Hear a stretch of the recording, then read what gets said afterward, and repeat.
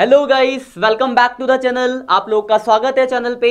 और आज हम पढ़ने वाले हैं फाइनल अकाउंट की सारी एडजस्टमेंट एक शॉट के अंदर। तो जितनी भी एडजस्टमेंट्स हो सकती है पॉसिबिलिटी वो सब देखेंगे। और ये एक वीडियो आपके बहुत ही काम आने वाली है 11th के बच्चों के लिए खासकर, और जो बीकॉम फर्स्ट ईयर में फाइनेंशियल अकाउंटिंग के बच्चे उनके लिए खासकर। कुछ बच्चों का मेरे वीडियोस पे कमेंट आया था कि सर हमें फाइनल अकाउंट की एडजस्टमेंट समझा दीजिए, उसमें बहुत दिक्कतें हो रही है। तो आप लोगों के कहने पे आपके लिए मैं लेकर आया हूँ फाइनल अकाउंट की एडजस्टमेंट्स। तो फटाफट चैनल को सब्सक्राइब कर दे और वीडियो अच्छे लगे तो बढ़िया सा कमेंट करना जाते जाते जब एंड हो जाए। अभी नहीं, अभी पहले देख लो, समझ लो। तो देखो, समझो आपके पास फाइनल अकाउंट में होता क्या, आपके पास एक ट्रायल बैलेंस होता है और नीचे कुछ एडजस्टमेंट्स होती है। तो जो ट्रायल बैलेंस होता है उसका इफेक्ट सिर्फ एक ही जगह पड़ता है, वो किसी भी एक अकाउंट में एक जगह आएगा। जैसे परचेज लिखा है तो बोलोगे सर परचेज तो ट्रेडिंग में आता है। मैंने बोला मशीन लिखा आएगा बेटा, फिर तो आप बोलोगे सर मशीनरी तो बैलेंस शीट में आता है। फिर बोलोगे रेंट पेड कहाँ आएगा, तो रेंट पेड तो सर आता है आपका प्रॉफिट एंड लॉस अकाउंट में। मतलब एक ही जगह जाता है। लेकिन जो एडजस्टमेंट्स होते हैं उनका इफेक्ट पड़ता है दो जगह। तो हमें यही सीखना है कि कौन सी एडजस्टमेंट का कहाँ कहाँ और कैसे कैसे इफेक्ट पड़ता है। तो ध्यान से समझना, बहुत मजा आएगा। आपको प्रैक्टिकली चीजों को समझाऊंगा और आपको समझ में भी आएंगी चीजें। कोई डाउट्स होगा तो आप मुझसे कमेंट करके पूछना, नेक्स्ट लेक्चर में उसको डिस्कस कर लेंगे। तो सबसे पहला एडजस्टमेंट आपका और सबसे आसान adjustment closing stock. Adjustment number first हम पढ़ रहे आज एडजस्टमेंट्स। तो देखो, क्लोजिंग स्टॉक मान लो दे रखा है 10,000 रुपए, ठीक है। तो क्लोजिंग स्टॉक की जो एडजस्टमेंट होती है उसका बात आता है कि दो जगह कहां कहां इफेक्ट करेगा। तो क्लोजिंग स्टॉक एक तो आपका आता है ट्रेडिंग अकाउंट में।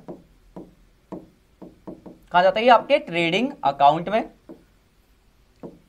किस साइड आएगा, तो क्रेडिट साइड।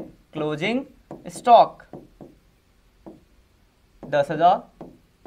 और दूसरी जगह जो आपका क्लोजिंग स्टॉक जाता है वो आपके लिए एसेट्स होता है, तो वो आपके आता है बैलेंस शीट के अंदर। और बैलेंस शीट में कहां आएगा ये, तो एसेट्स है तो बैलेंस शीट के एसेट्स में आएगा ये आप दूसरा। ये हो गया आपका पहला एडजस्टमेंट खत्म।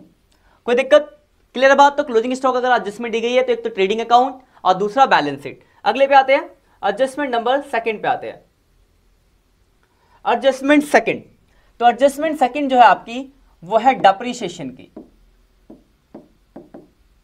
तो देखो, कोई भी एडजस्टमेंट करने से पहले समझना चाहिए कि होता क्या है। तो डेप्रिसिएशन की अगर एडजस्टमेंट करनी है अगर आपको, तो आपको पता होना चाहिए कि डेप्रिसिएशन क्या होता है।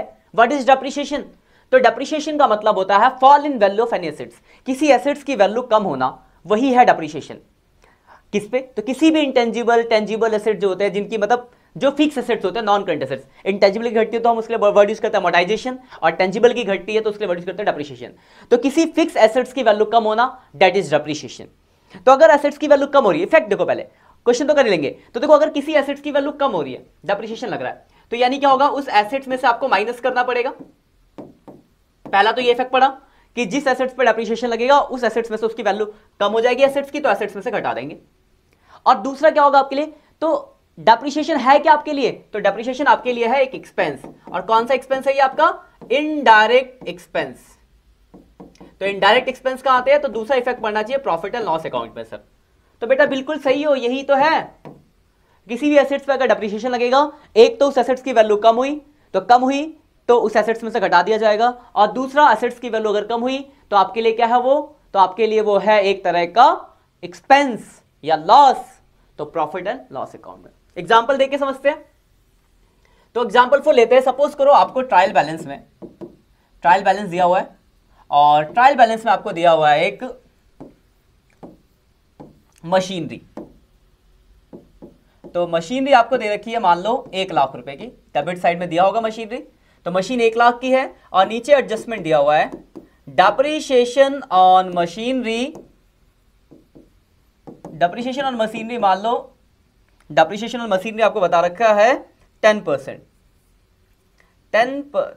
पर एनम, 10% पर एनम, ठीक है। तो आपके पास क्या है, एक तो मशीनरी दी है और दूसरा बोला उस पर डेप्रिसिएशन कितना लगाना है, 10% पर एनम। तो करते समझते हैं। बात आती है मशीनरी कहां जाएगा। तो मैंने अभी बताया कि कोई भी एसेट पे अगर डेप्रिसिएशन लगेगा एक तो उस एसेट से घटाएंगे, तो मशीनरी आनी चाहिए बैलेंस शीट में, तो भाई बैलेंस शीट में आएगा। चलो ठीक है, तो बैलेंस शीट में आ जाएगी आपकी मशीनरी। और किस साइड आती है मशीनरी, तो एसेट साइड आती है। तो यहां आपने लिख लिया मशीनरी। कितने की थी मशीन, तो 1 लाख की सर थी मशीन। डेप्रिसिएशन लग गया, डेप्रिसिएशन का मतलब क्या है कि मशीन की वैल्यू हो गई कम, कम हो गई, इसका मतलब क्या मशीन से घटाना पड़ेगा, तो घटा देंगे। 10% कितना होता है, तो 10,000 सर, तो 10,000 मशीन से घट गया तो 90,000 बच गया। दूसरी जगह इफेक्ट, तो किसी भी एसेट्स पे अगर डेप्रिसिएशन लगा तो आपके लिए एक्सपेंस है, यस सर एक्सपेंस है, तो प्रॉफिट एंड लॉस अकाउंट के डेबिट साइड में आ जाएगा, तो प्रॉफिट एंड लॉस के डेबिट में आ जाएगा डेप्रिसिएशन ऑन मशीनरी 10,000। ठीक है, बात क्लियर है।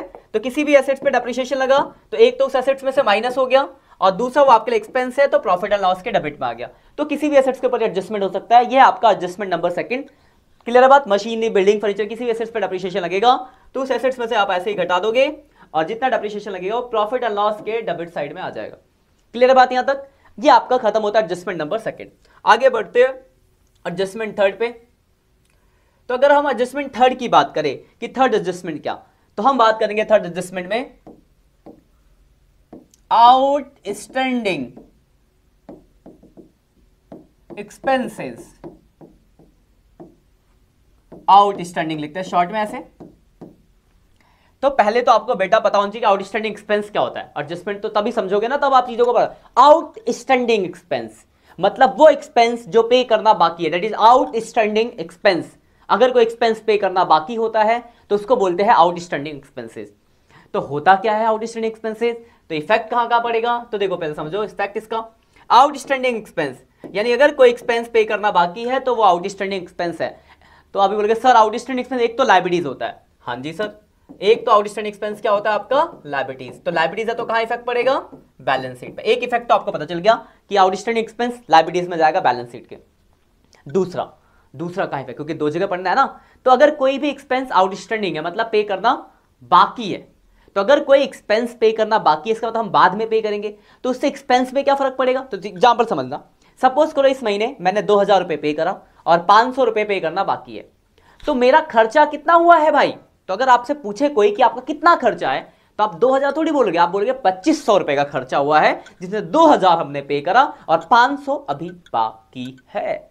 इट्स मीन कि एक्सपेंस अगर आउटस्टैंडिंग है तो आपको टोटल एक्सपेंस निकालने के लिए एक्सपेंस में जोड़ना पड़ेगा, तभी आपका टोटल एक्सपेंस निकलेगा। यानी जहां भी एक्सपेंस दिया होगा उसमें आउटस्टैंडिंग को क्या कर दोगे आप, प्लस। आपको टोटल एक्सपेंस चाहिए पीएनएल में दिखाने के लिए, तो पीएनएल में टोटल एक्सपेंस दिखाने के लिए आप क्या करोगे, तो उस आउटस्टैंडिंग एक्सपेंस को एक्सपेंस के अंदर कर दोगे प्लस। एग्जांपल देख के समझते तो और अच्छे समझ आएगा आपको। तो एग्जांपल लेते हैं, सपोज करो ट्रायल बैलेंस में आपको दिया हुआ है, मान लो सैलरी, डेबिट में सैलरी है मान लो 10,000। डेबिट का मतलब क्या है, एक्सपेंस। क्रेडिट में होता तो इनकम हो जाती, ध्यान रखना इस बात को। और नीचे एक एडजस्टमेंट है, लिखा आउटस्टैंडिंग सैलरी मान लो 2,000। देखो लैंग्वेज और भी हो सकती थी, salary due but not paid, salary till to be paid, salary unpaid, outstanding. ये सारे लैंग्वेज का एक ही खेल है कि आपको मतलब समझ में आए। 4-5 लैंग्वेज मैंने आपको बता दी, बाकी क्वेश्चन करोगे तो और भी लैंग्वेज आएंगी। कुछ नया आता है तो मैं बैठा हूं, पूछो। अब आते हैं इसका इफेक्ट कहां पड़ेगा। तो देखो एक तो ये सैलरी पहले बात करते हैं, सैलरी जाती कहां है भाई, क्योंकि आपको पहले तो पता होना चाहिए कि सैलरी कहां जाएगी। तो सैलरी बताओ, तो आप बोलोगे सर सैलरी तो जाती है प्रॉफिट एंड लॉस में।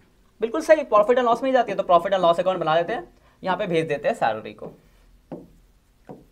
डेबिट में आएगी सैलरी, तो यहां हमने लिख दिया सैलरी। कितनी है भाई सैलरी, तो 10,000। अब ध्यान से समझना, आपने 10,000 पे करा और 2,000 पे करना बाकी है, तो आपका खर्चा कितना है। तो बोलोगे सर 10 पे किया, 2 पे करना बाकी है, यानी 12,000 का खर्चा है। तो 12,000 का खर्चा दिखाना है ना, तो 12,000 दिखाने के लिए आपको आउटस्टैंडिंग को क्या करना पड़ेगा, प्लस करना पड़ेगा सर। तो 12,000 का खर्चा आ गया, और जितना आउटस्टैंडिंग है बाद में दोगे तो क्या आपके लिए लायबिलिटीज है सर। तो बैलेंस शीट की लायबिलिटीज में आ जाएगा आउटस्टैंडिंग सैलरी 2,000। तो क्या सीखा आपने, कोई भी एक्सपेंस अगर आपका आउटस्टैंडिंग है तो एक तो वो आउटस्टैंडिंग है तो वहां प्लस कर दिया गया आउटस्टैंडिंग एक्सपेंसेस के नाम से, एक्सपेंस में प्लस, पहला इफेक्ट। और दूसरा पे करना बाकी है, तो बाकी है तो भाई लायबिलिटीज है, तो बैलेंस शीट की लायबिलिटीज में आ गया। तो समझ गए इफेक्ट कि कोई भी एक्सपेंस अगर आउटस्टैंडिंग होगा तो एक्सपेंस में आपको करना है प्लस, और दूसरा एक्सपेंस जितना आउटस्टैंडिंग है वो आपके लायबिलिटीज है, तो लायबिलिटीज में आ गया। ये आपका एडजस्टमेंट नंबर थर्ड। कोई दिक्कत यहां तक, नहीं सर कोई दिक्कत नहीं है।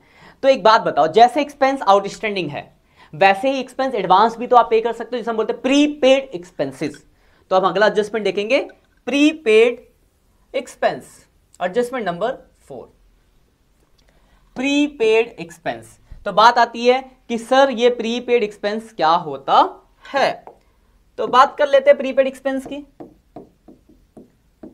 प्रीपेड एक्सपेंसेस, आधे बच्चों को पता होगा प्रीपेड एक्सपेंस क्या होता है, ये नहीं पता मैं थोड़ा सा बता देता हूं। प्रीपेड एक्सपेंस, अगर कोई एक्सपेंस हम एडवांस में पे कर देते हैं, टाइम से पहले पे कर दिया, आगे का पे कर दिया, दैट इज प्रीपेड एक्सपेंस। तो प्रीपेड एक्सपेंस आपके लिए होता है एक तरह का एसेट्स।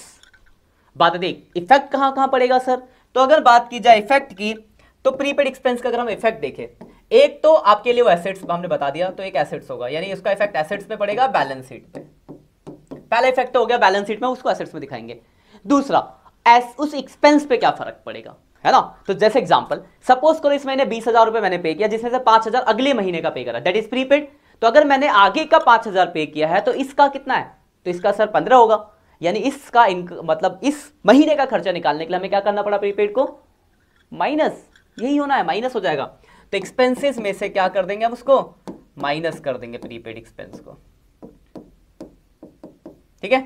तो क्या इफेक्ट पड़ा आपका, तो एक तो आपने एसेट्स में दिखाया, उसको एसेट्स में आया, और दूसरा उस एक्सपेंसेस में से माइनस हो गया। जैसे आउटस्टैंडिंग था तो प्लस हुआ था, प्रीपेड है तो क्या हो गया वहां से, तो सर प्रीपेड है तो वहां से माइनस हो गया। तो बस यही करना, एग्जांपल लेते, सपोज करो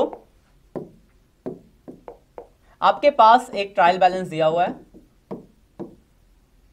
ठीक है, और ट्रायल बैलेंस में आपको दी हुई है, मान लो सैलरी, सैलरी लेते, पहले भी हमने सैलरी लिया था, मान लो 15,000 रुपए सैलरी है, और नीचे एक एडजस्टमेंट है, एडजस्टमेंट में लिखा है प्रीपेड सैलरी, मान लो 3,000। यहां पे प्रीपेड की जगह वर्ड हो सकता है salary paid in advance, salary पे फॉर द नेक्स्ट ईयर, ऐसी लैंग्वेज भी हो सकती है। तो अगर आपने सैलरी प्रीपेड, अब बात है इसको दिखाएंगे कैसे, तो पहले दिखाना शुरू करते हैं। सैलरी भाई कहां जाएगा, तो सर सैलरी तो जाएगा प्रॉफिट एंड लॉस अकाउंट में। तो प्रॉफिट एंड लॉस में सैलरी को मैं पहले मैं लिख लेता हूं, फिर आगे की बात करेंगे, है ना। तो सैलरी आ गई यहाँ पे प्रॉफिट एंड लॉस में, भाई सैलरी आ गई मेरी कितनी, 15,000, 15,000 हमारी सैलरी, तो 15,000 भाई सैलरी आ गई, सैलरी कितनी आ गई, तो 15,000 आ गई सर सैलरी, चलो ठीक है, 15,000 सैलरी लिख ली गई। अब प्रीपेड सैलरी की बात करते हैं, तो दूसरी जगह और पहली जगह कहां का इफेक्ट पड़ेगा उसको देख लेंगे। सैलरी आ चुकी है, सैलरी पे आते प्रीपेड सैलरी की बात करते हैं। प्रीपेड सैलरी, तो अभी आपको बताया कि प्रीपेड, सर प्रीपेड एक हमारे लिए एसेट्स है, तो एसेट्स में दिखा देंगे, दिखा देते हैं प्रीपेड को। प्रीपेड सैलरी कितनी है, प्रीपेड 3,000, चलो 3,000 एसेट्स में आ गया, ठीक है। अब एक्सपेंस पे क्या फर्क, प्रीपेड एडवांस 15 पे किया, जिसने 3 आगे का, तो इसका कितना होगा, तो सर घटाना पड़ेगा तभी निकलेगा, तो माइनस कर दो, तो इसका कितना आ गया 12,000, तो माइनस हो गया यहां से प्रीपेड सैलरी। तो ये आपका चौथा एडजस्टमेंट क्या देखा आपने, तो कोई भी एक्सपेंस अगर प्रीपेड एडवांस में आपने पे कर दिया, तो एक तो एक्सपेंस में से माइनस कर दिया गया, और जितना प्रीपेड है वो आपके लिए एसेट्स है, तो आपके एसेट्स में आ गया। यहां तक क्लियर है, ये आपके 4 एडजस्टमेंट हो गए। अगले पे आते हैं, तो देखो जैसे एक्सपेंस के साथ प्रीपेड आउटस्टैंडिंग हो सकता है, वैसे इनकम के साथ भी तो हो सकता है, इनकम हो सकता है आउटस्टैंडिंग हो, इनकम हो सकता है प्रीपेड हो, मतलब आउटस्टैंडिंग यानी मिलना बाकी, दैट इज अक्रूड, और एडवांस पे मिल गया हो। तो अब हम बात करते हैं अगला इनकम की। अगर वीडियो अच्छी लग रही है तो साथ के साथ थोड़ा सा टाइम निकाल के दोस्तों में शेयर कर दो, और एक अच्छा सा कमेंट करो। इतनी देर तक अगर रुक गए हो तो आपको इंटरेस्ट तो आ ही गया है, तो दोस्तों तक शेयर करो, ऐसी ही बहुत सारी वीडियोस आती रहेंगी और आपको भी मजा आता रहेगा, मेरे को तो आता ही है काम करने में मजा। लेट्स स्टार्ट, आगे देखते हैं। तो अगली एडजस्टमेंट पे आते हैं, एडजस्टमेंट नंबर 5। तो 5वीं जो आपकी एडजस्टमेंट है वो है इनकम के ऊपर। तो इनकम में भी 2 बातें हैं, अक्रूड और एडवांस। तो पहले हम अक्रूड की बात कर लेते हैं, accrued income. Accrued income, accrued income का मतलब है कोई इनकम अगर मिलनी बाकी हो, कमा लिया पर मिला नहीं, अक्रूड इनकम। तो इफेक्ट देख लेते पहले, फिर एग्जांपल देख लेंगे। अक्रूड इनकम, कमा लिया मिला नहीं, तो देखो सबसे पहले आप बोलोगे सर अक्रूड इनकम हमारे लिए होता है एसेट्स, बिल्कुल सही बोल रहे हो, एसेट्स ही होता है। तो एक तो आपका एसेट्स में चला जाएगा, एसेट्स में आ गया अक्रूड इनकम। अब आते सर दूसरा, तो इनकम पे क्या फर्क पड़ेगा, तो आपने मान लो 10,000 कमाया, 5,000, 10,000 आपको मिल गया इनकम, 5,000 मिलना बाकी है, तो आपकी इनकम कितनी है, तो बोलोगे सर 15,000 इनकम है, 10 ही मिला, 5 मिलना बाकी है। तो अक्रूड क्या करना पड़ा आपको, इनकम में आपको अक्रूड करना पड़ेगा प्लस, तभी आपका एक्चुअल टोटल इनकम आएगा। तो आपको तो टोटल चाहिए ना इस साल का, तो हमें क्या करना है, तो हमें समझ गया सर इफेक्ट ये होगा कि एक तो आपके वो एसेट्स में आ जाना है और दूसरा उस इनकम के अंदर उसको प्लस कर देना है, यही इसका इफेक्ट पड़ेगा, यही करना है, यही करेंगे हम। देखो एग्जांपल लेते हैं, सपोज करो ट्रायल बैलेंस दिया हुआ है। अब ध्यान रखना ट्रायल बैलेंस में अभी तक खर्चे देख रहे थे हम डेबिट में लिख रहे थे, ट्रायल बैलेंस में आपको पता है फॉर्मेट, ये होता है डेबिट और ये होता है क्रेडिट। तो अब हम इनकम की बात करते हैं, इनकम आपके किस साइड होगा, तो इनकम सर होगा क्रेडिट साइड, तो क्रेडिट में दिया होगा, ध्यान रखना। तो मान लो कमीशन दिया हुआ है और क्रेडिट में दिया हुआ है मान लो 15,000 और नीचे का एडजस्टमेंट है commission till to be receive, मान लो 2,000, मतलब आपको कमीशन मिलना बाकी है कितना, तो मिलना बाकी है भाई 2,000 रुपए। पहले देखते हैं कमीशन जो मिला आपको वो आपके लिए क्या इनकम है, तो कहां जाना है भाई वो, तो वो जाना है प्रॉफिट एंड लॉस अकाउंट में। तो प्रॉफिट एंड लॉस अकाउंट बना लेते हैं, इनकम है तो क्रेडिट साइड आएगा, क्रेडिट साइड लिख लेते हैं। कमीशन कितनी इनकम है भाई कमीशन की, तो 15,000 मिली है सर, ठीक है। अक्रूड क्या करना है इसमें, प्लस हो जाएगा अभी बताया आपको, तो अक्रूड कमीशन है कितना 2,000, तो सर हमने कर दिया प्लस, तो 17,000 हमारी इनकम हो गई। और अगर मिलना बाकी है तो क्या होगा हमारे लिए, तो हमारे लिए क्या है वो सर, तो हमारे लिए वो एसेट्स है, तो सिर्फ आ गया अक्रूड कमीशन। कितना कमीशन अक्रूड है, तो सर 2,000 रुपए का अक्रूड है। तो ये क्लियर बात। तो कोई भी इनकम अगर अक्रूड होती है तो एक तो आपके वो इनकम में प्लस हो गया, तो हमने इनकम में प्लस कर दिया, और मिलना बाकी है तो आपका एसेट्स हो गया। क्लियर बात, ठीक है यहां तक। अब आते हैं अगले एडजस्टमेंट पे, जैसे इनकम आपका अक्रूड है वैसे ही इनकम एडवांस भी तो हो सकता है, तो नेक्स्ट एडजस्टमेंट है एडवांस इनकम। तो एडवांस इनकम क्या होता है कि इनकम आपने कमा ली और आपको मिला, अक्रूड था वो। एडवांस इनकम क्या है कि इनकम आपने एडवांस में ले ली, काम नहीं किया पैसे पहले ले लिए, दैट इज एडवांस इनकम। तो क्या होता है एडवांस इनकम, तो सर एडवांस इनकम हमारे लिए होती है लायबिलिटीज, वेरी गुड, लायबिलिटीज ही होती है। तो एक तो वो आपके बैलेंस शीट के अंदर आ जाएगी लायबिलिटीज में, कहां जाएगी, एक तो लायबिलिटीज में आ जाएगी, ठीक है। दूसरा इफेक्ट क्या पड़ेगा, तो अगर इनकम एडवांस मिल गई है तो इनकम पे क्या फर्क पड़ेगा। सपोज करो मुझे इस महीने 20,000 मिला, जिसमें 5,000 अगले महीने का, इस महीने का कितना, बोलोगे सर 15 ही है, यही हो रहा है 15। तो इनकम में से क्या कर दिया जाएगा, माइनस कर दिया जाएगा एडवांस इनकम। तो इसका इफेक्ट क्या पड़ेगा, इनकम में माइनस और बैलेंस शीट की लायबिलिटीज में, बस यही करना आपको। तो सपोज करो आपको ट्रायल बैलेंस दिया हुआ है, एग्जांपल लेते हैं, और ट्रायल बैलेंस में आपको दिया हुआ है कमीशन। कमीशन आपका मान लो 1 लाख, 15,000 करते, ज्यादा बड़ा नहीं रखते, 15,000 का कमीशन आपको दिया है, और नीचे एक एडजस्टमेंट दिया है, एडवांस मिला है तो कमीशन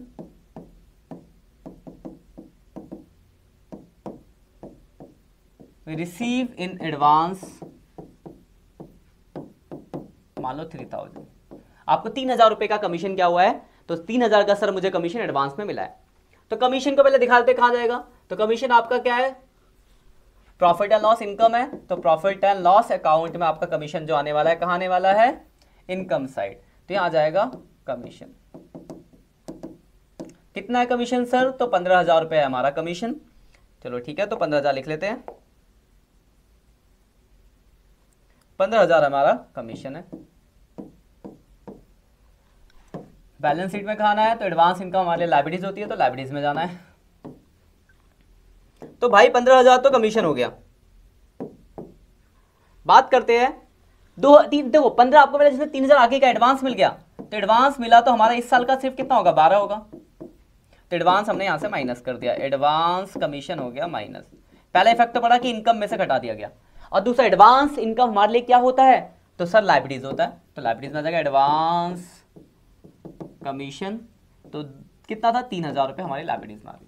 तो कोई भी इनकम अगर एडवांस होगी तो एक तो आपको उसको इस इनकम में से क्या करेंगे, माइनस कर देंगे, तो माइनस कर दिया भाई, और जितना एडवांस मिला वो आपके लिए लायबिलिटीज है, तो लायबिलिटीज में आ गया। ठीक है, यहां तक एडजस्टमेंट क्लियर है बात, कोई दिक्कत हो आप पूछ सकते हो, बताने के लिए मैं हाजिर हूं। आगे स्टार्ट बढ़ाते हैं थोड़ा और। अगला एडजस्टमेंट बहुत ही इंपॉर्टेंट है, क्योंकि बहुत काम का है और बहुत ज्यादा गलती कराता है बच्चों से। तो अगला एडजस्टमेंट आपका डेटर के ऊपर। डेटर सबसे इंपॉर्टेंट एडजस्टमेंट चैप्टर का, जो सबसे ज्यादा गलती करते हैं बच्चे इसमें। तो देखो सबसे पहले आपको डेटर के बारे में पता चाहिए कि डेटर कौन होता है, तभी तो एडजस्टमेंट सीख पाओगे। डेटर जिसको आपने उधार बेचा है, जिससे आपको पैसा लेना है, वो आपके लिए डेटर है।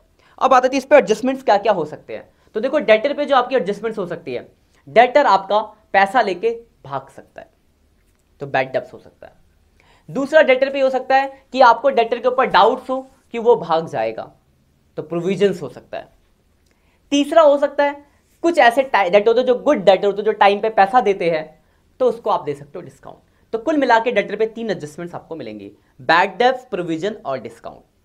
जरूरी नहीं है कि एक क्वेश्चन के अंदर ये तीनों एडजस्टमेंट्स हो, एक भी हो सकती है, 2 भी हो सकती है, तीनों भी हो सकती है। तो जितनी होगी उतनी आपको करना होगा। हम अभी समझ रहे हैं तो हम पूरा पॉसिबिलिटी देंगे क्या क्या चीजें हो सकती है, देखते हैं।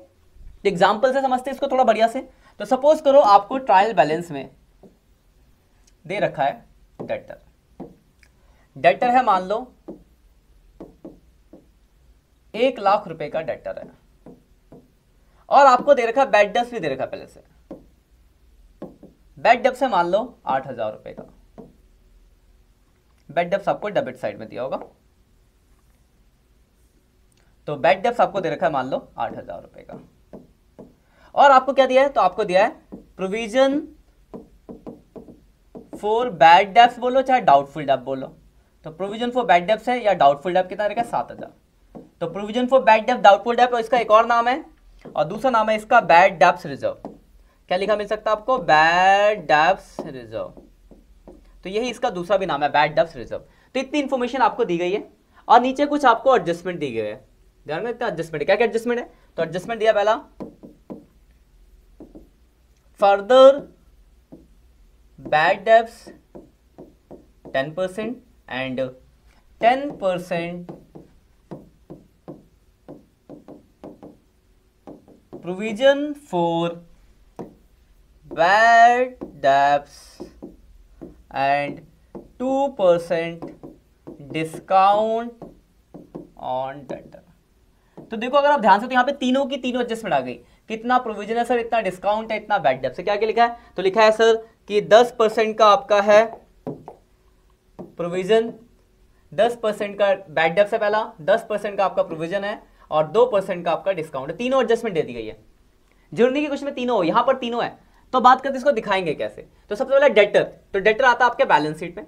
तो पहले मैं इसको बैलेंस शीट में समझाता हूं चीजों को कि बैलेंस शीट में कैसे जाएगा, फिर नीचे वाले में समझ लेंगे पीएनएल में। तो बैलेंस शीट में आ गया आपका डेटर, तो यहां हमने लिख दिया डेटर को। कितना भाई डेटर, तो 1 लाख रुपए का है आपका डेटर। अब जो ध्यान रखना, ऊपर 2 चीजें है, एक तो बैड डेब्ट्स, एक प्रोविजन है। ऊपर वाले से आपको कोई मतलब नहीं होता, डेटर पे जो भी इफेक्ट करेगा वो एडजस्टमेंट्स वाला ही करेगा। ऊपर वाला सीधे डायरेक्ट कहां भेजेंगे, तो ऊपर जो चीज होती है डायरेक्ट पीएनएल अकाउंट। जो यहाँ पे चीजें है दोनों, ये दोनों चीजें जो दे रखी है आपको, बैड और प्रोविजन, मैं अंडरलाइन कर रहा हूं, बैड और प्रोविजन। जरूरी है दोनों भी हो सकता है, एक भी हो सकता है। जो भी ऊपर की चीजें दी गई है इसका इफेक्ट सीधे पड़ता है प्रॉफिट एंड लॉस अकाउंट में। कैसे पड़ता है मैं दिखा दूंगा आपको। तो सिंपल, जो भी एडजस्टमेंट से ऊपर की चीज, मतलब ट्रायल बैलेंस में चीजें दी गई है, बैड डेब्ट से प्रोविजन, वो सीधे पीएनएल अकाउंट में जाएगा। यहां से जो डिडक्ट होंगे डेटर से, वो घटेंगे सिर्फ आपके जो एडजस्टमेंट दी गई है। तो ध्यान रखना, डेटर को घटाने का सीक्वेंस क्या, 3 चीजें होती है डेटर पे, बैड, डाउट और गुड। ये 3 तरह के डेटर होते हैं। तो सबसे पहले हम बैड वाले को घटाते हैं। तो अगर एडजस्टमेंट में बैड डेब्ट्स है तो सबसे पहले बैड घटाओगे। तो बैड डेब्ट्स कितना बोला गया है, तो देखो 10% का बैड डेब्ट्स दिया है, तो 10% का बैड डेब्ट्स घटा दूंगे, फर्दर बैड डेब्ट्स। तो देखो ध्यान से समझना बात को, अगर हम बैड डेब्ट्स घटाए तो आपके पास डेटर 1 लाख का और 10% का बैड डेब्ट बोला है, तो 1 लाख पे निकलेगा। 1 लाख का 10% कितना होता है, 10,000। ध्यान रखना, हमने क्या करा, 1 लाख का डेटर था, उस पर 10% का प्रोविजन बना, तो हमने 1 लाख का 10% निकाला। तो 1 लाख का 10%, 10,000 का प्रोविजन आ गया। तो 10,000 का प्रोविजन घटाने के बाद जो आपकी वैल्यू आएगी वो कितनी आएगी, तो आपकी वैल्यू आ गई भाई 90,000। तो ये कैसे निकला है, तो 1 लाख पे निकला है। ध्यान रखना, 1 लाख का 10%, 90 बचा। अब बनाएंगे प्रोविजन। प्रोविजन बोला है, वो भी कितना बोला था, 10%। तो याद रखना, अब जो प्रोविजन निकलेगा उस किस पे निकलेगा, 90,000 पे निकलेगा, घटाने के बाद जो वैल्यू बची है। तो 90,000 पे प्रोविजन निकलेगा, और 90,000 पे कितने परसेंट, तो जो वैल्यू है 10%, तो 9,000 का हो गया प्रोविजन। तो घटाने के बाद कितना आ गया, 81,000। अब जो निकलेगा इसके बाद क्या लगेगा इसके बाद, तो इसके बाद सर बोलोगे कि सर लगेगा इसके बाद डिस्काउंट। तो जो भी आप डिस्काउंट देने वाले हो वो दोगे आप जो वैल्यू 81 आई है, मतलब 81 पे निकलेगा डिस्काउंट। इसलिए परसेंट में सीक्वेंस याद रखना है। 1 लाख पे बैड डेब्ट्स, घटाने पे 90 आया तो 90 पे आपने निकाला प्रोविजंस, घटाने पे 81 आया तो 81 पे निकलेगा डिस्काउंट। तो 81 का 2% का डिस्काउंट, तो 1620 रुपए का हो गया आपका डिस्काउंट। तो घटाने के बाद 79380 आ गया। क्या किया, तो आपके पास डेटर पे 3 एडजस्टमेंट थी, बैड डेब्ट्स, प्रोविजन और डिस्काउंट। एक एक करके आपने तीनों को डेटर से घटा दिया। सीक्वेंस ईयर का पहले बैड घटाया, फिर प्रोविजन घटाया, उसके बाद आपने डिस्काउंट घटाया, घट गया। अब इसकी बात आती है पीएनएल पे क्या फर्क पड़ेगा, तो प्रॉफिट लॉस पे दिखा लेते हैं इसको। प्रॉफिट एंड लॉस अकाउंट जब आप बनाओगे तो इनका इफेक्ट देखो। जो पहले से बैड डेब्ट्स था, देखो पहले से भी कुछ बैड डेब्ट्स है, क्वेश्चन में अगर हम देखें ऊपर तो पहले से ट्रायल बैलेंस में आपको बैड डेब्ट्स दिया था, कितना 8000 का बैड डेब्ट, 7000 का प्रोविजन, 8 और 7, तो 8000 का बैड डेब्ट्स। तो जो पहले से बैड डेब्ट्स होता है वो तो यहां आ जाता है, बैड डेब्ट्स कितना था 8000 का। जो पहले से प्रोविजन दिया था ट्रायल बैलेंस का प्रोविजन, उसके साथ आप दो काम कर सकते हो, या तो यहां से घटा दो या फिर इस क्रेडिट साइड में लिख दो provision for bad debts 7000।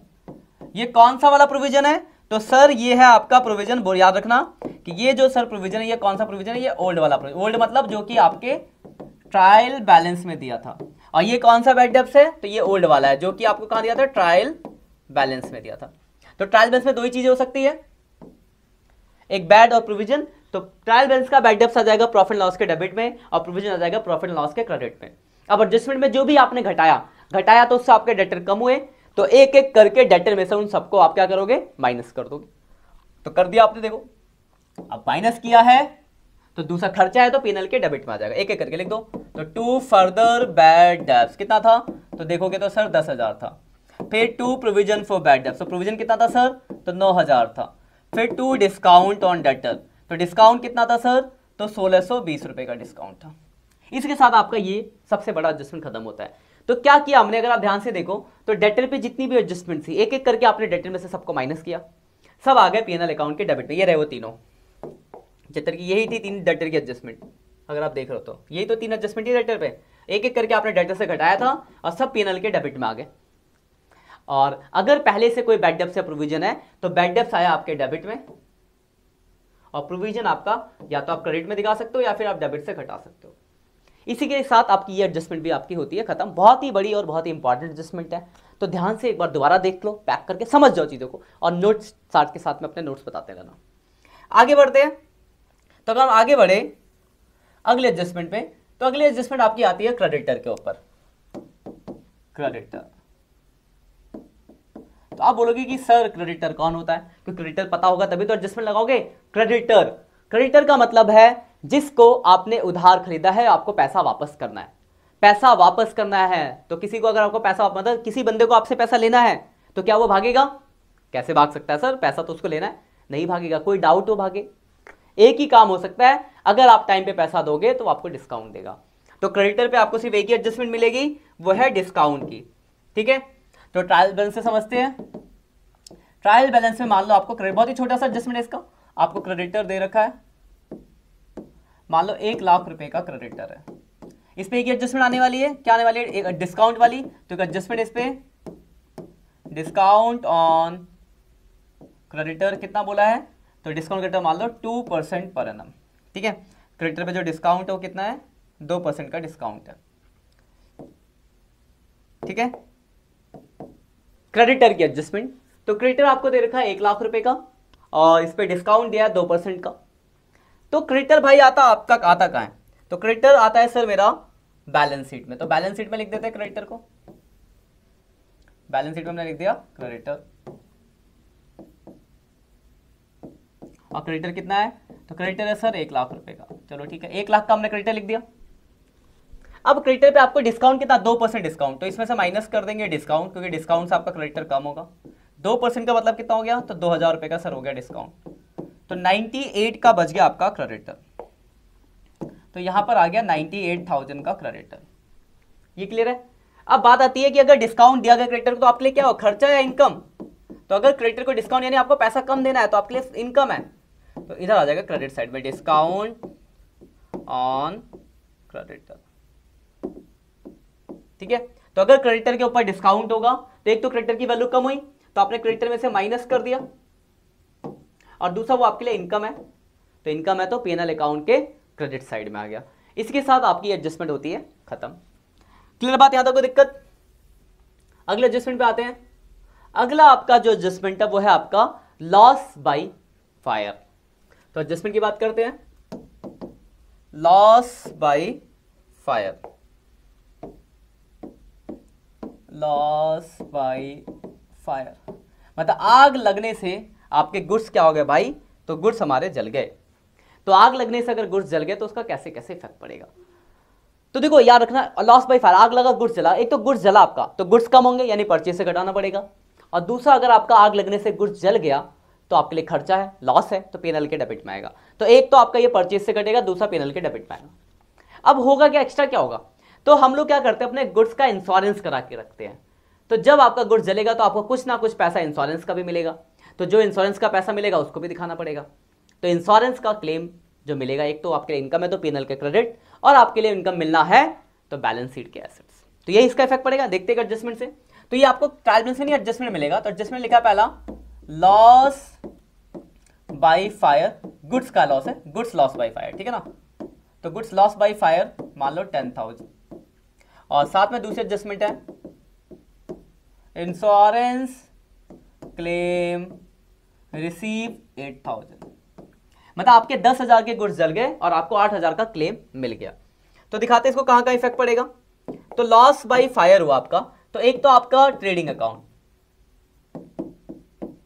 Goods loss हो गए, तो गुड्स लॉस हो गए तो क्या करोगे, यहां आपके गुड्स कम हो गए तो आप क्या करोगे, जो भी परचेज होगा परचेज में से माइनस कर देंगे लॉस बाय फायर। कितने का लॉस हुआ, 10,000 का, यहां से माइनस हो गया। तो देखो आपके पास दो ऑप्शन है, या तो आप इसको परचेज से माइनस कर दो, यहां से माइनस हुआ, या फिर आप नहीं चाहते माइनस कर तो आप इसको क्रेडिट साइड में भी दिखा सकते हो 10,000, मतलब परचेज से माइनस करो चाहे यहाँ क्रेडिट में 10,000 दिखाओ, तो बात तो एक ही है। तो अगर गुड्स लॉस बाय फायर हो तो पहला एडजस्टमेंट, पहला जो इफेक्ट पड़ेगा या तो परचेज से डिडक्ट कर दिया जाए, तो देखो हमने यहाँ से माइनस करा है, अगर आप नहीं किया तो मान लो भूल गया माइनस नहीं, तो आप उसको ट्रेडिंग अकाउंट के क्रेडिट साइड में भी दिखा सकते हो। दूसरी जगह का इफेक्ट पड़ेगा इसका, तो ये आपके लिए लॉस है, तो sir profit and loss account के डेबिट में आ जाएगा, तो डेबिट में दिखा देते हैं लॉस बाय फायर, तो 10,000 का आपका लॉस दूसरी जगह यहां पे आ गया। तो लॉस बाय फायर का कहां का इफेक्ट पड़ा, एक तो परचेज से माइनस हो गया, दूसरा P&L के डेबिट में आ गया। अब आती है कि इंश्योरेंस की बात कहां का पड़ेगी, तो इंश्योरेंस एक तो इनकम मिला आपको, तो इंश्योरेंस क्लेम एक तो 8,000 यहां गया, मिला इनकम है P&L के क्रेडिट में इनकम। आप चाहो तो आप चाहते हो कि आप यहां से इधर ना दिखाओ तो आप इसको इसमें से माइनस भी कर सकते हो, वो भी ट्रीटमेंट हो सकती है, बात एक ही है। आप इसको इंश्योरेंस को इसमें दिखाओ, 10 का आपका लॉस हुआ, 8 का इंश्योरेंस मिल गया, तो आपको लॉस एक्चुअली में कितना हुआ, 2,000 का, तो आप यहां से माइनस भी कर सकते हो या फिर ट्रीटमेंट, दोनों ही ट्रीटमेंट ठीक है, आप जैसा कर सको कोई दिक्कत नहीं। दूसरा दोनों इसलिए बता रहा कि कुछ और क्या होता, बोल गया सर ने आपने तो ऐसा बताया था कुछ और हो गया, एक ही बात है भाई उसका। और दूसरा इंश्योरेंस क्लेम आपके लिए मिलना है तो इनकम, तो इंश्योरेंस क्लेम आपके दूसरी आ जाएगी बैलेंस शीट में। तो ये है आपका लॉस बाय फायर की एडजस्टमेंट, और ये इसका इफेक्ट पड़ने वाला है। क्लियर बात यहां तक, आगे बढ़ाते हैं और अगले एडजस्टमेंट पे आते हैं। अगली भी काम की एडजस्टमेंट है goods sold on approval basis, मतलब हमने गुड्स बेचा अप्रूवल बेसिस पे। बात आती है अप्रूवल बेसिस क्या होता है, अप्रूवल बेसिस का मतलब है कि गुड्स आपने बेच दिया, लेकिन जब तक अप्रूवल नहीं देगा कस्टमर, जब तक वो आपके लिए सेल नहीं माना जाएगा। हो सकता है कल को वो अप्रूवल ना दे और गुड्स रिटर्न हो जाए, मतलब समझो क्या क्या कहानी, एक कहानी समझाता हूं। सपोज करो मैंने आपको बोला कि जाओ बेटा एक है ना पेन खरीद लेना, फ्लेयर कंपनी का, मैंने नाम दिया स्पेसिफिक इस कंपनी का, ये वाला पेन खरीद लेना। आप दुकान पे गए, अपने पड़ोसी आपका दुकानदार था स्टेशनरी वाला, आपने भैया जो मैंने नाम बताया आपको कि ये वाला पेन दे दो, फ्लेयर का, ये एक स्पेसिफिक कंपनी का नाम था। उसके पास वो पेन नहीं था, तो उसने बोला कि देखो बेटा ये वाला पेन तो नहीं है, मेरे पास एक और सेलो का पेन है जो इससे भी बढ़िया है, आप वो ले जाओ। तो आपने कहा नहीं, हमें सर ने तो बोला है कि फ्लेयर का यही पेन लाना है। तो उसने कहा देखो एक काम करो, ले जाओ चला के देखो, अपने सर को भी दिखा देंगे, अगर अच्छा लगे तो रखना, वरना ला के वापस कर देना। तो उसने कहा चलो ठीक है दे दो। अब देखो मगर मान लो मैं दुकानदार हूं सपोज, तो जब अब मैंने कस्टमर को तो पेन दे दिया, लेकिन मुझे क्या पता, हो सकता है 2 दिन बाद वो आके मुझे बोले कि मेरे को ये पसंद नहीं है, वापस करना पड़ जाए। हो सकता है 2 दिन बाद आके बोले कि बहुत बढ़िया पेन था, मतलब जब तक वो अप्रूव नहीं करेगा तब तक वो मेरे को सेल है या नहीं मुझे नहीं पता, जब वो अप्रूव करेगा तभी वो मेरे लिए सेल होगा। क्लियर बात क्या कहना चाह रहा हूं। तो सपोज करो कोई कस्टमर आपसे पेन ले जाता है और अभी तक आपको उसके सेल का अप्रूवल नहीं मिला। अप्रूवल देखो मैं ना अप्रूवल, यानी जब तक अप्रूवल नहीं मिला वो सेल हम कैसे कंसीडर करें, उसी के बीच में हमें अपनी अकाउंटिंग बनानी पड़ेगी। तो क्या क्या और कैसे कैसे करके देखो, जब आपने बेचा होगा तो आपने क्या करो, समझो जो चीज मैं बता रहा हूं। तो जब आपने बेचा होगा तो आपने एक तो अपना सेल बढ़ाया होगा कि आपका इतना गुड्स चला गया, और दूसरा पहली बात है पैसे तो लिए नहीं, उधार बेचा होगा तो आपने अपना डेटर बढ़ाया होगा, और जो आपका स्टॉक होगा उस टाइम पे यानी क्लोजिंग के टाइम का उस स्टॉक को कम कर दिया क्योंकि बेच दिया। यही किया होगा आपने, जब बेचा होगा आपने गुड्स तो आपने अपने सेल को बढ़ा दिया होगा, बढ़ गया भाई, डेटर बढ़ गया और स्टॉक आपका हो गया होगा कम। अब हमें नहीं पता क्या होगा, अब बीच में हमें अपनी अकाउंटिंग करनी पड़ेगी, अप्रूवल अभी तक नहीं मिला है। तो अगर अप्रूवल ना मिला हो तो हम ये मानते हैं ड्यू टू प्रूडेंस प्रिंसिपल हो सकता है रिटर्न हो जाए, तो उस पॉसिबिलिटीज को लेकर चलेंगे। तो अगर हम मानेंगे रिटर्न हो जाए, रिटर्न हो गया तो क्या क्या करना पड़ेगा, तो आपको सेल में से क्या करना पड़ेगा, तो सेल में से आपको करना पड़ेगा माइनस, जो बढ़ा है उसको घटा देंगे, इसको भी घटाना पड़ेगा, इसको क्या करना पड़ेगा, बढ़ाना पड़ेगा। तो अगर गुड सेल और अप्रूवल होता है और अप्रूवल अगर आपको अब तक नहीं मिला होता है तो इसका इफेक्ट ये पड़ता है, सेल कम, डेटर कम, स्टॉक बढ़ा देते हैं। तो यही आपको एडजस्टमेंट में करके दिखाना होगा। तो एक एग्जांपल लेते हैं और ये 3 इफेक्ट है, ध्यान रखना बात को। तो सपोज करो आपको ट्रायल बैलेंस में दे रखा है सेल, मान लो 5 लाख रुपए का सेल है, आपको दे रखा है डेटर, मान लो 2 लाख रुपए का डेटर है। एडजस्टमेंट है, पहला एडजस्टमेंट है क्लोजिंग स्टॉक, मान लो 1,10,000 का क्लोजिंग स्टॉक, और दूसरा एडजस्टमेंट है goods sold on approval basis costing 60,000 at 1 lakh, approval not receive till date, और अभी तक आपको अप्रूवल नहीं मिला है। तो रिटर्न मानना है तो पहले इनको भेज लेते हैं, फिर हम दिखा देंगे एडजस्टमेंट भी। तो देखो ये जो सेल्स है, सेल्स कहाँ आता है आपके, तो सर सेल आता है ट्रेडिंग अकाउंट में, ठीक है। तो यहां हम लिख देते हैं सेल को, कितना भाई सेल, तो सेल आपका सर 5 लाख। डेटर कहां आता है, तो सर डेटर आता है बैलेंस शीट में, तो डेटर बैलेंस शीट में लिख देते हैं।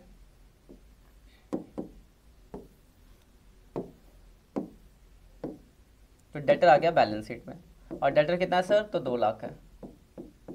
क्लोजिंग स्टॉक कितना है, तो पहले एडजस्टमेंट ही देखो, क्लोजिंग स्टॉक अगर आप देखो ध्यान से तो क्लोजिंग स्टॉक आपको दे रखा था कितना, तो 1,10,000 का क्लोजिंग स्टॉक है। क्लोजिंग स्टॉक लिख लेते हैं, 1,10,000 आपका क्लोजिंग स्टॉक। यहां भी आ गया क्लोजिंग स्टॉक, तो यहां भी लिख लेते हैं क्लोजिंग स्टॉक। अब ध्यान से एडजस्टमेंट को समझना बात को, यहां तक आपने लिख दिया, सेल लिख दिया, डेटर लिख दिया, क्लोजिंग स्टॉक लिख दिया, डेटर लिख दिया, क्लोजिंग। एक एडजस्टमेंट है कि बस कि एडजस्टमेंट क्या है, तो एडजस्टमेंट वापस आते हैं। तो देखो एडजस्टमेंट ये है आपकी कि आपने 60,000 के गुड्स 1 लाख में बेचे। तो ध्यान समझ, जब आपने 60,000 गुड्स 1 लाख में बेचा होगा तो आपने अपना सेल जो होगा वो 1 लाख से बढ़ाया होगा, अपना डेटर भी 1 लाख से बढ़ाया होगा, और अपना स्टॉक जो होगा वो आपको 60,000 से आपने कम कर दिया होगा। यही तो क्या होगा, कॉस्ट से स्टॉक कम कर दिया होगा और सेलिंग वैल्यू से दोनों को बढ़ा दिया होगा। अब आधा वापिस हो रहा है, तो 1 लाख से आपका सेल कम, 1 लाख से आपका डेटर कम, 60,000 से स्टॉक प्लस, बस यही आपको करना है, यही हम करेंगे। क्या हुआ, तो भाई ये हुआ सर कि 1 लाख से आपका सेल हो गया कम, कर दिया तो 4 लाख बच गया। और क्या हो भाई, तो 1 लाख से डेटर हो गया कम, कर दिया तो भाई 1 लाख बच गया। और क्या हुआ, तो 60,000 से आपका क्लोजिंग स्टॉक बढ़ गया, तो बढ़ा दिया भाई, तो 1,70,000 आ गया, 1,70,000, ठीक है। और हर जगह आपको एक ही बात लिखनी है, गुड्स सोल्ड ऑन अप्रूवल, यहां पे वही लिखोगे, यहां माइनस था तो माइनस लगा दोगे, यहां प्लस था तो plus, goods sold on approval, यहां भी minus, goods sold on approval, यहां भी plus, goods sold on approval. इसके साथ आपका ये एडजस्टमेंट खत्म। तो कभी भी गुड्स सोल्ड ऑन अप्रूवल की एडजस्टमेंट आती है तो आप समझ गए अब क्या करना है, जो सेल प्राइस है उससे आपका सेल और डेटर कम हो जाएगा, और जो कॉस्ट प्राइस है उससे आपका स्टॉक बढ़ जाएगा। यहां तक कोई परेशानी मेरे हिसाब से नहीं होगी। नेक्स्ट लेक्चर, नेक्स्ट टॉपिक पे आते हैं, आखिरी की कुछ एडजस्टमेंट जो रह गई। अब ये कुछ हिडन एडजस्टमेंट है, थोड़ा समझ लेना ध्यान से। जैसे एग्जाम्पल फॉर लेते हैं, सपोज करो आपके पास ट्रायल बैलेंस में 10% बैंक लोन दिया हुआ है, मान लो एक हिडन एडजस्टमेंट 1 लाख का लोन है, कुछ भी नहीं बोला नीचे, कहीं कुछ नहीं बोला, सिर्फ लोन दिया है। लोन दिया है तो देखो लोन का क्या दिखाएंगे, लोन कहाँ था आपके, तो लोन सर आता है, बोल के सर लोन तो बैलेंस शीट में आता है, तो बैलेंस शीट में दिखाता लोन 10% लोन, तो लोन आ गया 1 लाख का। देखो एक बात देखना, जब कभी भी आपको लोन दिया है तो लोन दिया है तो आपको ब्याज निकालना पड़ेगा, इंटरेस्ट कैलकुलेट होगा। तो 1 लाख का लोन है, अगर मैं इस पर इंटरेस्ट निकालूं, आपका लोन कितने का है, तो 1 लाख का लोन है, 10% लोन है 1 लाख का, तो 1 लाख का 10% निकालूंगा इंटरेस्ट, तो 10,000 का इंटरेस्ट बनेगा। कोई डेट वेट नहीं दिया तो पूरे साल का निकालना है, तो 10,000 का इंटरेस्ट बना, पर कहीं कुछ इंटरेस्ट दिख रहा है ट्रायल बैलेंस में, नहीं, तो इंटरेस्ट नहीं दिया होगा आपने, इसका मतलब तो एक तो आपके लिए खर्चा है, प्रॉफिट एंड लॉस के डेबिट में आ जाएगा। आउटस्टैंडिंग नहीं दिया तो सब आउटस्टैंडिंग इंटरेस्ट 10,000, और दूसरी लायबिलिटीज है तो बैलेंस शीट में भी आ गया। ठीक है, इंटरेस्ट पे करना बाकी तो बैलेंस शीट में आया, और खर्चा तो पेनल के डेबिट। क्लियर बात, थोड़ा सा मॉडिफाई करता हूं। सपोज करो यहां पे लोन पे, यहां पे इंटरेस्ट दिया होता, ध्यान समझना, मान लो यहां पे इंटरेस्ट दिया होता 5,000, मान लो 8,000 कर देते, 8,000 दिया होता, ध्यान समझना 8,000। अब ध्यान समझो, आपके पास लोन है 1 लाख का, आपने इंटरेस्ट निकाला तो कितना आया, तो इंटरेस्ट आया सर 10,000। 8,000 अगर पहले से होता तो आप ऐसे नहीं दिखाते, फिर कैसे दिखाते, सेकंड ऑप्शन। तो इंटरेस्ट कितना था पहले से 8,000, प्लस कर देते आप आउटस्टैंडिंग इंटरेस्ट कितना 2,000, तो बाहर आ जाता पूरे 10,000, और आउटस्टैंडिंग में यहाँ पे कितना था फिर 10 की जगह, तो यहाँ पे आ जाता 2,000। तो अगर कभी पहले से एडजस्ट, कभी भी कोई लोन होगा उस पर इंटरेस्ट का रेट है तो आपको इंटरेस्ट निकालना पड़ेगा, कुछ नहीं दिया तो सारा का सारा आउटस्टैंडिंग, और अगर कुछ पहले से दे रखा तो बाकी आउटस्टैंडिंग। ठीक है, क्लियर बात। ऐसे ही इन्वेस्टमेंट के ऊपर भी हो सकता है, इन्वेस्टमेंट दिया तो इंटरेस्ट कैलकुलेट करना पड़ेगा, जैसे देख ही लेते हैं। मान लो आपको ट्रायल बैलेंस में इन्वेस्ट, ये हिडन एडजस्टमेंट था कुछ, 10% इन्वेस्टमेंट दे रखा है, 10% इन्वेस्टमेंट, मान लो 1 लाख की इन्वेस्टमेंट है। अब वो वाला देख लेते हैं इंटरेस्ट वाला कॉन्सेप्ट, यहाँ पे इंटरेस्ट ऑन इन्वेस्टमेंट, मान लो यहाँ पे कुछ दे रखा है 6,000 का इन्वेस्टमेंट पे इंटरेस्ट दे रखा है, इसके साथ आपको वो भी क्लियर हो जाएगा। अब देखो ध्यान से, अब देखो आपका जो इंटरेस्ट है, पहले इन्वेस्टमेंट कहा था बैलेंस शीट में, तो बैलेंस शीट को उसको लायबिलिटीज में भेज देते, एसेट्स में भेज देते हैं इन्वेस्टमेंट। 1 लाख का इन्वेस्टमेंट आ गया, इसमें बोलोगे सर मुझे हमें कोई डाउट नहीं, 1 लाख का इन्वेस्टमेंट था तो 1 लाख आपने दिखा दिया। अब देखो इंटरेस्ट की बात की जाए, तो इंटरेस्ट आपको मिला इन्वेस्टमेंट पे कितना, तो 6,000 मिला है, कहाँ आएगा भाई, तो सर प्रॉफिट एंड लॉस के डेबिट में, क्रेडिट में आएगा क्योंकि मिला है, बिल्कुल सही। इंटरेस्ट ऑन इन्वेस्टमेंट कितना है 6,000 आ गया। अब ध्यान समझना बात को, तो इंटरेस्ट इन्वेस्टमेंट आपको कितना है 6,000, लेकिन इंटरेस्ट कितना बन रहा है, अगर इंटरेस्ट निकालूं मैं तो इन्वेस्टमेंट है 10%, इन्वेस्टमेंट कितने का 1 लाख का, तो इंटरेस्ट अगर निकालू तो 10,000 का इंटरेस्ट बनेगा, लेकिन आपको कितना मिला सिर्फ 6, तो 4,000 आपका मिलना बाकी आउटस्टैंडिंग हो जाएगा। अक्रूड इंटरेस्ट तो 10,000 आ गया, और जितना मिलना बाकी आपके एसेट्स, अक्रूड इंटरेस्ट आपके एसेट्स में आ जाएगा 6 कितना 4,000। ठीक है, तो ये ऐसी कुछ एडजस्टमेंट है, 2-4 एडजस्टमेंट, आपने बहुत से एडजस्टमेंट देखी, आराम से इसको घर पे देखो, रजिस्टर्स पे लिखो, चीज़ों को समझो, कोई डाउट्स आता है मुझसे पूछो, और वीडियो अगर अच्छी लगी हो तो कमेंट कर देना, दोस्तों के साथ शेयर करो। इन्फॉर्मेटिव वीडियो है तो जितना हो सके अपने दोस्तों तक बताओ, उनको भी बेनिफिट्स मिलेगा, आपको भी मिलेगा। ठीक है, आज के लिए इतना ही, मिलते हैं नेक्स्ट लेक्चर में, तब तक के लिए bye bye, have a nice day.